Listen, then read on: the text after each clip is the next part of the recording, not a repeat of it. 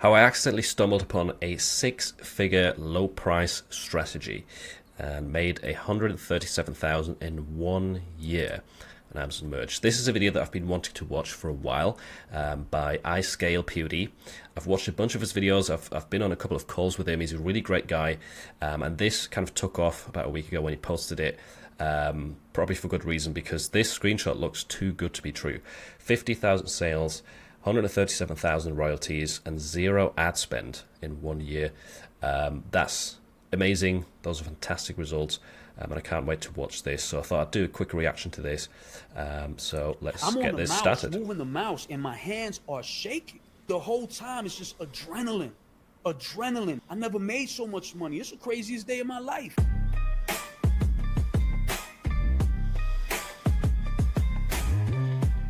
Now, I know most people chase high royalties when it comes to merch, right? Like you want that $5 to $10 sale, and that's smart. You should definitely do it. But I was able to find success on Amazon doing something completely different. What I was doing was chasing that BSR. I'm an algorithm player. I kind of came up through it by accident. So what I want to do today is give you all the information. I'm not going to just tell you what my strategy is and how I do it. I'm going to explain to you the reasons behind it. Okay, that's really good.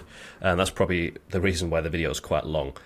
He doesn't just share this strategy, he explains why he does it, because this is a really interesting take, and I think most people would probably say, you know, try and get a decent royalty per sale, at least once you've gained a little bit of momentum, right? Maybe you price low initially, but with time you want to go up to like 17, 19, 99, that kind of range, or maybe even higher for some of your best sellers. I think that's what most people try and do. They want to get paid for their work, and Amazon is obviously kind of throttling that at the moment.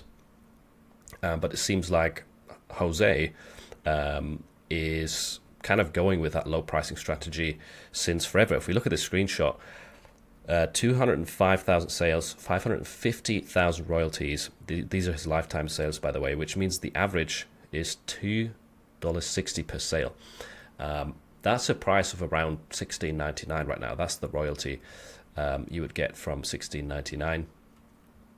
So yeah, I'm really interested to hear what he's going to say. And yeah, by the way, his channel and this video will be linked in the description as well. I highly recommend checking him out.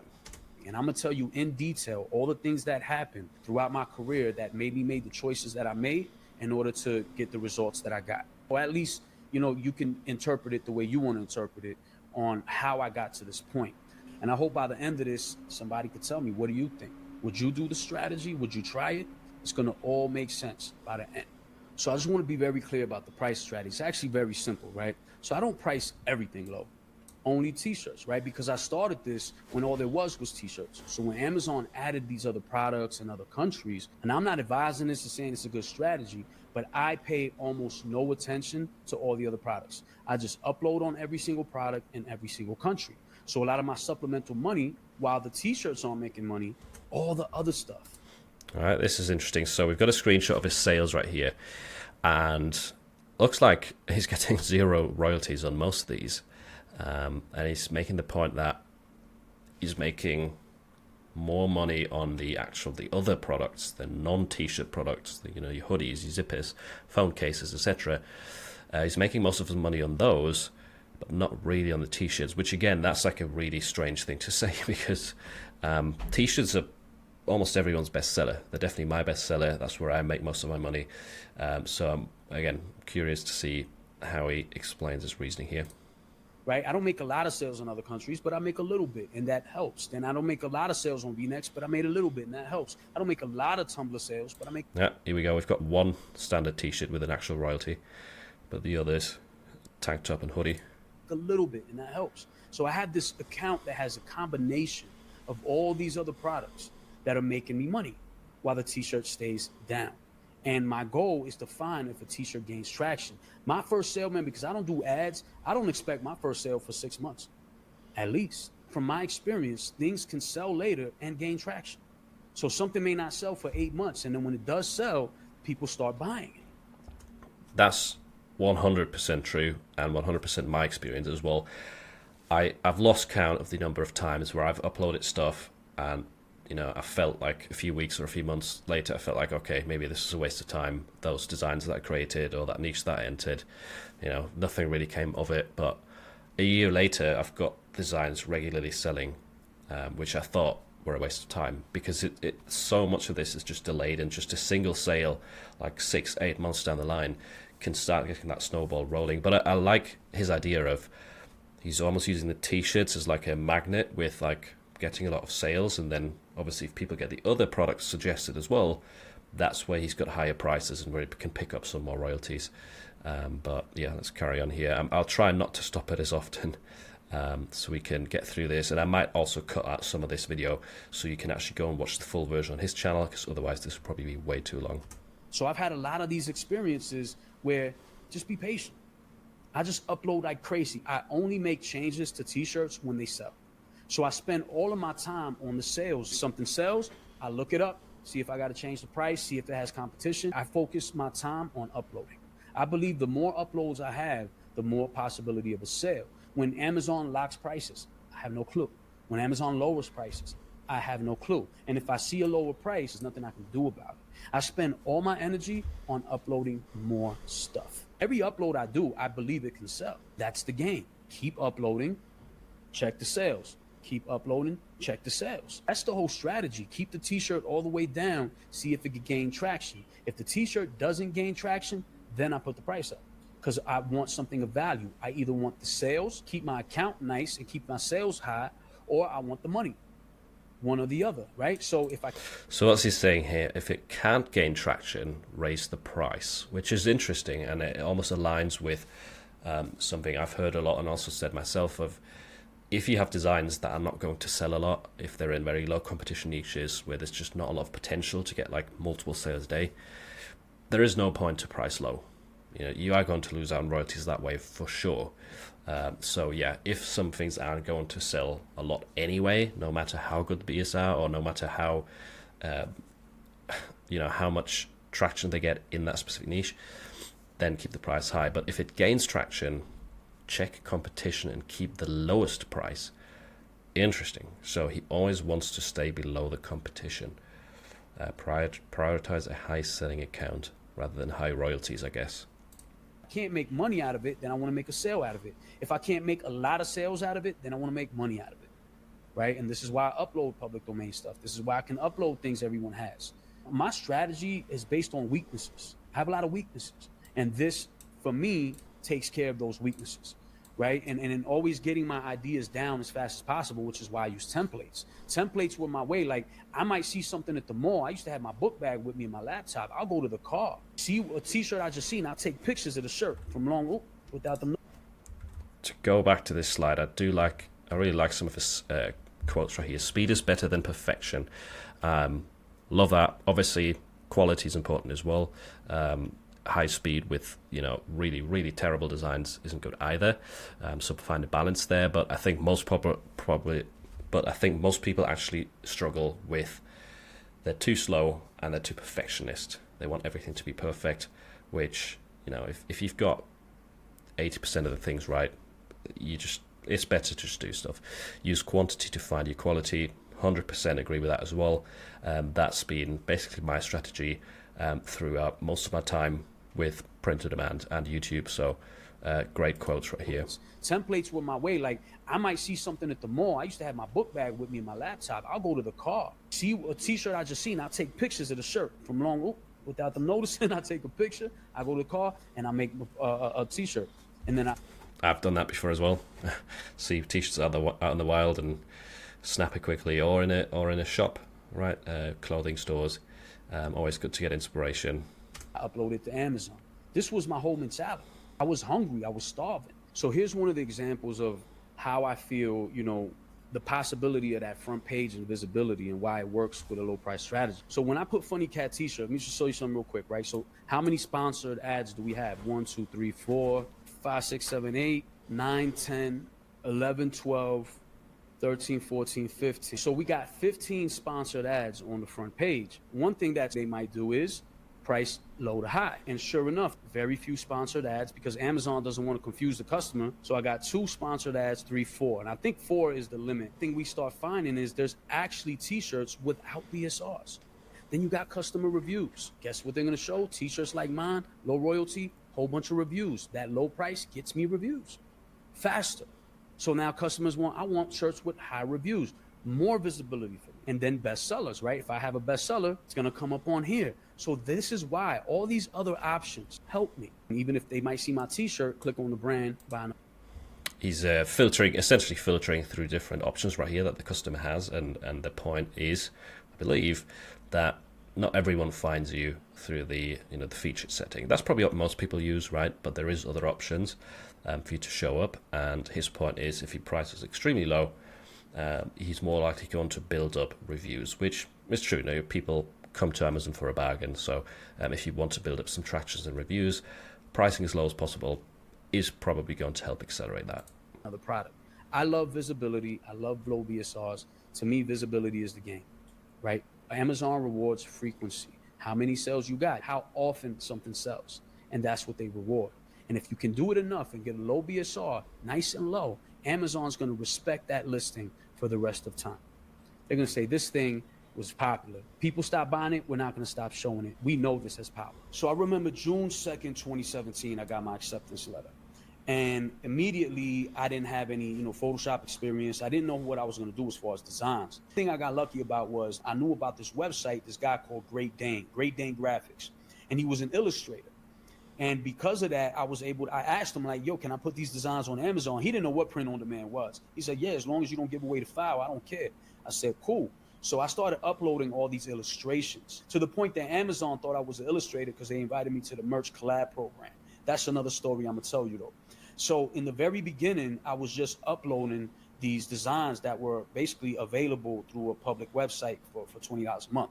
And that was the first way I was making sales. And it was working, right? It wasn't obviously a whole bunch of sales, but I'm learning the game. And this is what I was able to do in the beginning. So I did gain very, very little traction my first year, but it wasn't really clicking yet. The first couple years, it was very slow.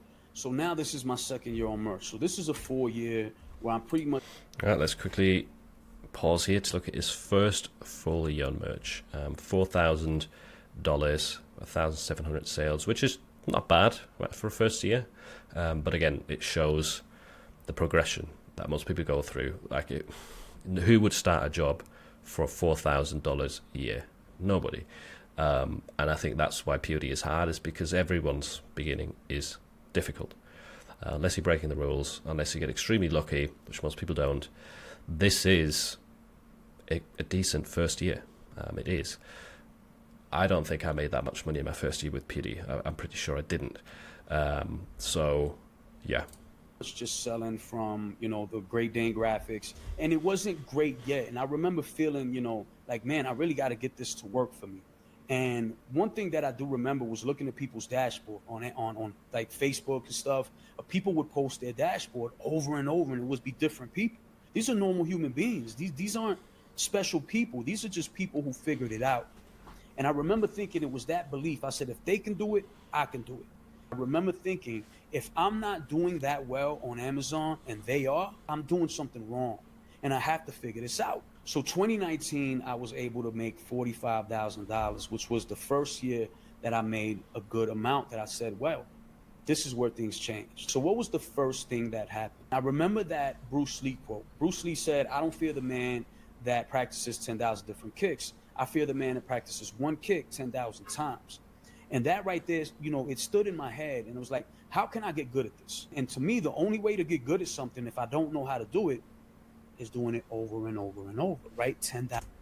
Totally underrated, I think. You don't have to read every single book in the world or buy every single course out there, watch every single YouTube channel out there. It doesn't matter. Sometimes it's just repetition. You're going to improve, and that is going to involve a lot of failure, a lot of failed designs, a lot of flop listings that never sell. But yeah, this is one of the best ways to get good at something. It's just keep doing it relentlessly. If you really want it, you will do it. 1,000 kicks. You can become dangerously good at something if you just repeat it over and over and over. So instead of thinking about the money, what's more important is the experience. I got to get good at this. You got NBA players, right? They get a lot of millions of dollars to play, but they don't only play when they're getting paid. People do things to get good at something, right? So I know some people say I don't work for free. If you just decide to be good at something, the money will come later. So I realized I wanted to just be good at this. You could sell 5 t-shirts for $100, you made $500. I could sell 500 t-shirts for $1 and I made $500. Now somebody might think you work smarter, I work harder. But what some people will miss about that is that I will have way more experience. I'm gonna have 100 times more experience. What I ended up doing is I took about 5 months of that year and I closed myself in a room and said, I am going. This is an interesting take. I quite like this. Yes, you might have like a low quantity of shirts and make the same amount of money. But if you designed 500 shirts in the same amount of time, sold each one of them for $1, yes, you'd have the same money, but you have more experience because you've designed more stuff. Right? That's the only thing that's changed right here. It's the amount of designs. So yes, very simple equation, and you would have more experience. Arguably, you would have less successful designs in a sense because these are relatively strong sellers, right? The 5 shirts making you $500 is pretty good.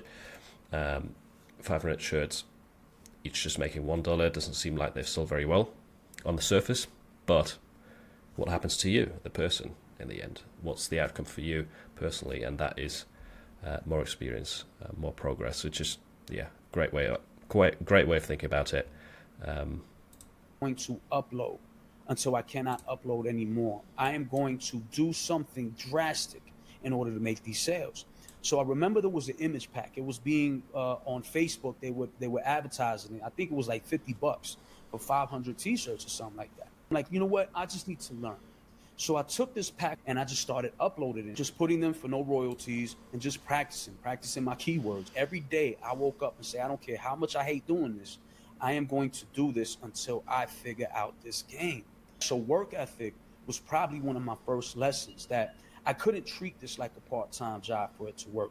I had to treat it like what I wanted most in my life. And these 5 months, I was able to learn a lot about the upload process, and I became very.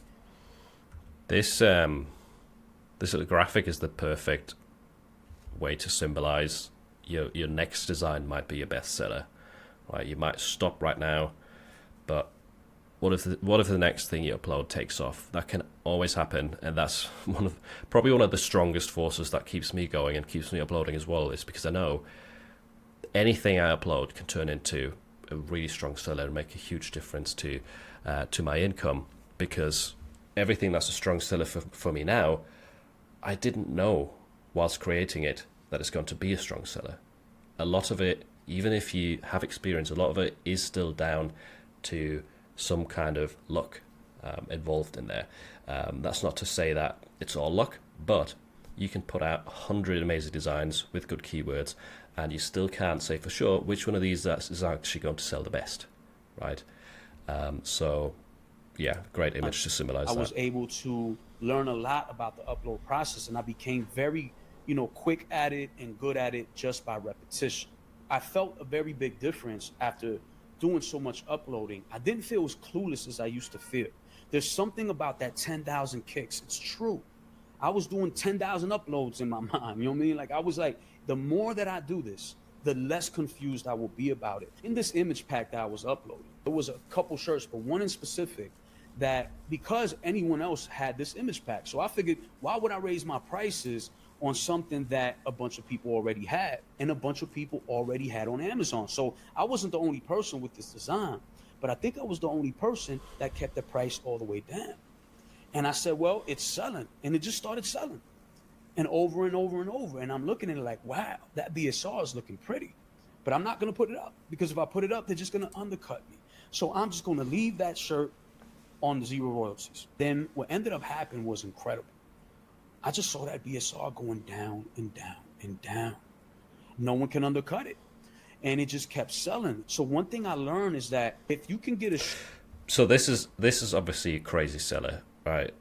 1,500 ratings or reviews. This shirt is sold a lot of times. And even now, it's not at a very high price. I think the problem people have with this strategy, and this is just my guess, is that you don't have any guarantee of actually your design turning into this bestseller. And it's like, you feel like you're leaving a lot of money on the table, and eventually you just put the price up probably too early, and then it stops you from getting into those really, really low BSR ranges. It takes a lot of patience, and yeah, I mean, props to Jose for having that patience. If this is his shirt right here with 1,500 ratings, he's probably had it priced really, really low for a long, long time. Not just like the first few weeks or the first 10 sales, which is what some people might do, right? Or I've done before. I keep the price low for like 10, 20 sales, and then I raise it up, or I raise it up $1 per sale. But I'm pretty sure that's not what he's talking about here. Sure, with a low BSR in the algorithm. So one thing I learned is that if you can get a shirt with a low BSR in the algorithm, other people could have the same exact listing, keyworded however they want, but just by putting that price and making sure mine sells more than theirs, I can actually have a permanent seller on Amazon. I saw with my own two eyes that if a t-shirt gets in that algorithm, it can continuously sell even when you price it up, and now you have those people undercut the price. Now today this shirt is at $20, and it's not the viral seller that it used to be, but it is a consistent seller, and it never stops. And no matter how many people undercut it and make copycat versions, because it got so low in that algorithm, it became permanent in that algorithm. This is really interesting, because what I would often say, and what I also believe in, is if you're kind of first to a niche, or you're first with an original idea, that's a way to become that leading force where people will copy you, but you will always, stay the strongest seller because you were first. You were the first to get some sales, to gain some tractions, to have reviews, and you just have a leg up. You have a big head start in a sense because you were the first to enter that niche in a unique way, or to come up with this unique idea. This is definitely another way to do it. Is he might have not been first because he said he got this from Image Pack back in the day, but he was the person that was the most patient with keeping it extremely low in price, which is interesting. Again, like, this is something that I've never put too much thought to, but of course, the lower the price, the easier it is to get a sale. People obviously will trust reviews as well. If a listing has more reviews or better reviews, they might, pay an extra $1 or $2, right? Obviously, but most people, I'm sure you can argue, they're looking for a bargain, especially in Amazon. This was one of the most valuable lessons I would learn. I said, oh, you've seen a lot of shirts that have been selling for years that are still high sellers. There is something about that algorithm that it takes those lifetime sales and it respects that listing, and it will always put it to the front, no matter what. There's something about getting to that low BSR that is magical. Before December came, I went ahead and I put that price up. And that t-shirt will come to generate thousands and thousands of dollars. After having this experience once, there's no going back. I want to do that again. I want to do that as often as possible. And not every t-shirt can make it, right? I had a bunch of shirts that were priced with no royalties, but a couple of them, it wasn't just that one. Other ones weren't as good, but still did make a good BSR and still got in that algorithm. By keeping my shirts priced low, it's like I'm testing which ones are the ones that are able to make that low BSR, because not every t-shirt's capable of it. So this is my way of figuring out what t-shirts can actually get to that low BSR. And if I can get those t-shirts to that low... And some of these are not bad designs. Like, this is not a bad design. It fits the niche. It's a decent layout. It's easy to read.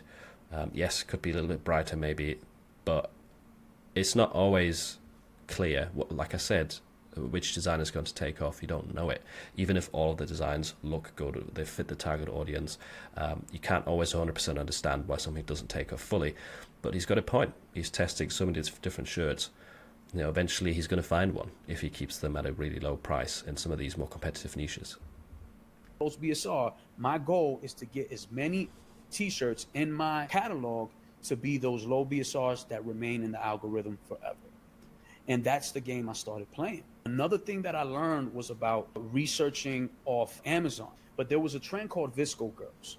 And when Visco Girls happened, I was like, okay, there's something called Visco Girls. I got it from Google Trends. So I'm like, I didn't know what it was. So I started researching it on Instagram and all these other places. And I just knew that, okay, they like scrunchies, they like water bottles and turtles, and they hate straws. And I knew it was a bad design. I never looked at the design and said, this is beautiful. But I just did the best I could with Photoshop at the time, right? There's no AI, there's none of that. Even with an ugly design, I remember if you looked up Visco Girl t-shirts, this became the second best-selling t-shirt in the Visco Girl niche. And no offense to Jose. I mean, we've spoken before, so he'll know this, but this is definitely an ugly design. And I want to explain the reason to you. Is there's a lot of stroke effects going on around every single part of the design. There's so many colors. It's hard to read almost. The text at the bottom, save the turtles. But it even worked with this, which is crazy. Like if I had seen this design on its own without those reviews, I wouldn't have expected this to sell. And I know this is from a few years ago. It's older. He's saying this before AI, right? So the design quality or the benchmark wasn't as high. But this is the point he's trying to make, I think, is that it doesn't have to be a perfect design. If this pricing strategy is there, you can still rank really high if you have the patience to with a super low price. And the niche started trending and going viral. And everybody came after. But because I was the first one to research, even when it was ugly, I still was able to make sales. So this taught me a new world. And I'm not doing this to throw shade at him, because I have so many ugly designs as well, especially from my early days. Most of my designs look pretty ugly. I don't think I'm a super talented designer. I'm pretty average, and some of them still sell, even though I think why do people even like this? There must be a lot better designs out there, but they have that sale history. Maybe I didn't follow his strategy of always pricing super low, but they have built up some reviews. They have sold regularly for so many years that yes, the algorithm will still favor them in some cases and show them. World now, because I was the first to have it on Amazon, and for that reason it went viral. I would have people on Instagram that don't even know that I was using their Instagram page to make sales, because there was this one lady I followed who was just hilarious. She found all the latest funny memes. She was like the first to say the funniest things, and I would just wake up every morning and see what she would post and make a t-shirt out of it. It worked so well. I love this advice as well. And I think it's definitely underrated. Look off platform. I know being on Amazon really helps because you see what's doing well. You get a lot of data points from the actual marketplace. And I do a lot of Amazon research myself, but don't ignore social media. There's so many good ideas out there that are not on Amazon yet. And this is how you get original ideas. And that way you can be the first to bring something out there. I have found ideas on social media just randomly and thrown them onto a t-shirt, whether it is like an inspirational phrase or something that someone's shared, or a funny meme that could be turned into a t-shirt. And I was the first to put it out there, and it started to sell. And yes, now it's been copied, but again, being the first really helps. So a lot of my designs were coming from off of Amazon. This was probably one of my biggest powerful techniques that I didn't realize was an advantage for me. And then I had my own niches and things that I knew about in my life, which was also helping. I'm very good at making mistakes, right? And you got to learn to use that to your advantage. If you're good at making mistakes, then don't fear it. Make the mistakes. And that's how I learn. I make as many mistakes as I can till I run out of mistakes to make. And then there's only one way to go but up. In 2019, this was a big year for me. It would have a snowball effect, right? Nothing is happening overnight. It's this very slow burn. I think what the issue is with mistakes in Amazon or print on demand in general is the thing is, it's hard to pinpoint what was the mistake sometimes. Like Amazon isn't going to explain their algorithm to us, therefore we can never know like exactly why this listing didn't sell. Was it the design? Was it something about the keywords?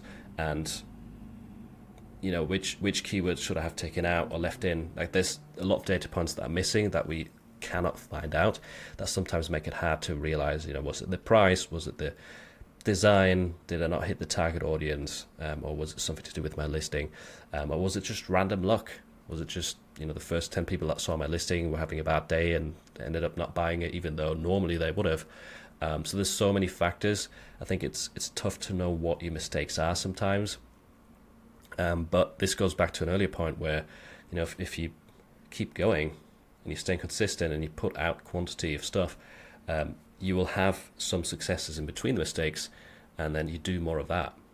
That's going to shine a light in the darkness of where to go. So yeah, you kind of have to try and make informed decisions based on which designs haven't sold and have sold for you, even if you don't know exactly why every time.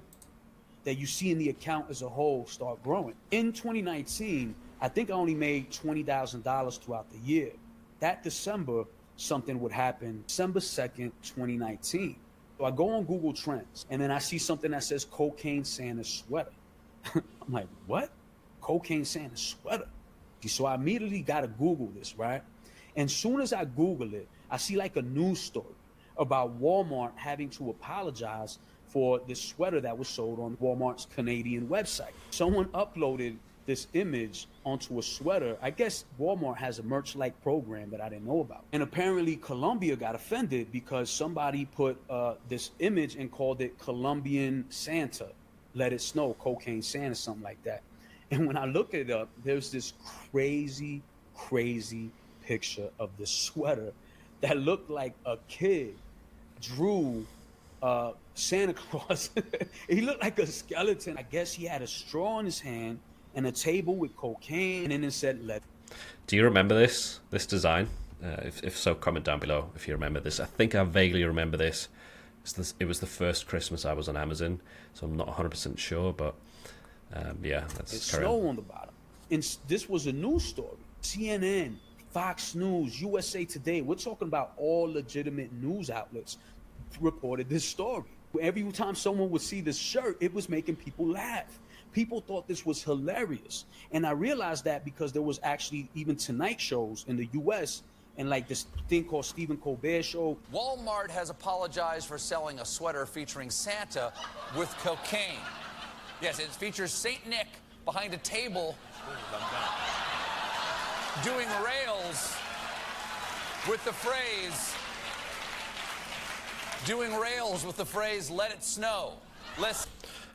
Just in case anyone wants to now create this design, jump on Amazon and upload it, don't do it. It's long gone.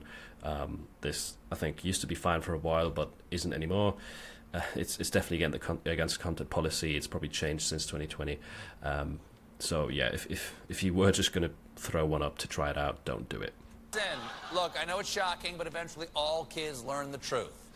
There is a Santa Claus, and the only way he can move fast enough to cover the entire world in one night is with the help of a little candy cane, some North Pole marching powder. You know what I'm talking about? A little high-speed reindeer feed, a little Rudolph the Red-Nosed candy. I guess this made everyone want to go buy it. But there was none on the internet because Walmart took it down. So I remember I had a Free Pick subscription. So I go to Free Pick and I make my own version of this. I got a Santa Claus, I got a table, I got everything I could get. And I didn't know Photoshop that well. I was still learning. So I remember it took me like an hour. I'm like, all right, here I go. I upload it, right? No keywords. Everyone's typing Cocaine Santa. So I didn't do any keywords. I just did Cocaine Santa. And back then, uploads were pretty fast. As soon as I uploaded it, I remember I'm in the kitchen getting a snack or something like that. And then I hear cha-ching, right? And remember back when you used to run to the computer every time you heard a cha-ching? Yeah, I was still doing that. So I'm like, oh, I got a cha-ching. So I go and look in the dashboard, and I saw that it was the Cocaine Santa sweater or T-shirt. By the way, I still sometimes do that when I hear cha-ching. I want to go to the PC and check it out. I don't always have the sound on now. It can get a little, especially for the YouTube videos whilst you're recording, it's not very useful. But I still get excited when I hear cha-ching. It's fun. I think it was a T-shirt or a sweater, I don't remember, that just sold. I mean, like I just uploaded this thing. And I'm like, whoa, And I remember feeling crazy, like, Very rare, by the way. If you're not on Amazon or you haven't started selling POD yet, getting your first sale whilst getting a snack after you've just hit upload, I don't know. That's even in the first 24 hours is rare. So doing it that quickly is like a 1 in a million chance. this is the fastest sale I ever made after an upload. And I remember I was telling somebody who was with me in the room, I'm like, hey, look, this is up to ching. I'm like, whoa, oh, I just made another sale. Let me see what I just sold. And it was the same one. And as I'm looking at it and saying, wow, this just sold cha-ching. Whoa, cha-ching, cha-ching, cha-ching. And yo, the cha-chings never stopped. They just kept going. I couldn't believe it. What's happening right now, learning what I learned to that point, was when something works, you got to double down on it, right? And I remember the joke from Colbert where he talked about Rudolph Red-Nosed. So I said, oh, I could do other characters. So I went back to Free Pick and I looked for every character I could find. Rudolph, reindeer. I found the reindeer on Free Pick. I replaced the reindeer, the Santa Claus with the reindeer, and I upload. Within minutes, cha-ching, again. So the Santa one is always chinging. Now this one's chinging. I'm like, whoa. So Again, not an amazing design. I know it's like 5 years ago now, but he was the first, and that's a huge advantage, of course, with these kind of viral trends. I go to And I love his point about, doing more of what works and really taking advantage of it. Now recreating the design in different versions, different animals. Really good strategy. I use that all the time. Free Pick, and I look for every Christmas thing I can find. I had the elf, the snowman, the everything you can imagine. I threw other characters. I did Donald Trump.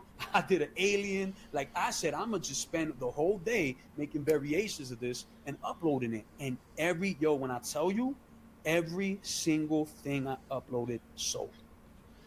All of it. And I remember I was in a group at the time, and I'm like, yo, everybody, stop what you're doing and upload a Cocaine Santa design. It's going viral.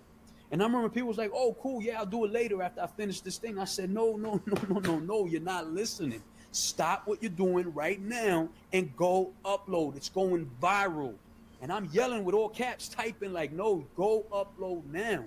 And everybody in that group that uploaded the design started making sales right away. And I remember thinking, is this so? Notice as well his royalties are higher here. These are mostly on like sweaters, Okay. zip hoodies and stuff like that. But this is what he was saying. Like he prices the other products higher, and it's usually the t-shirts that he wants to rank is where he goes like zero royalties or really low, if I understand it correctly. And I remember reading the terms of service like 15 times. Terms of service says it's okay. Remember when all the cha-chings were coming, I'm on the mouse, moving the mouse, and my hands are shaking. The whole time it's just adrenaline. Adrenaline. I never made so much money. It's the craziest day of my life. Throughout the month, the cha-chings never stopped. I remember, I think it was Maxim. There was a bunch of websites that were actually showing my t-shirt and other t-shirts and talking about how now Amazon actually sells it when Walmart wouldn't. The highest day, one day, was $5,000 royalties. 6,500 royalties in one day, 1,600 sales. Wow, December 12th. That's crazy. That's really amazing. Somebody took the original Cocaine Santa, and I know it was a P4P copycat. I think they took it, and then there was 2 people who uploaded the original one. I think they definitely stole it. Their BSRs was way, way lower than mine. The lowest BSR I reached, if I remember correctly, like 24,000, I want to say. I made $26,000, December 2019. And that was the game changer. After having that viral moment, and then I see that there's other t-shirts that have low BSRs throughout the year, I was hooked. I said, I want that low BSR. That's the game I want to play, man. I want it so bad.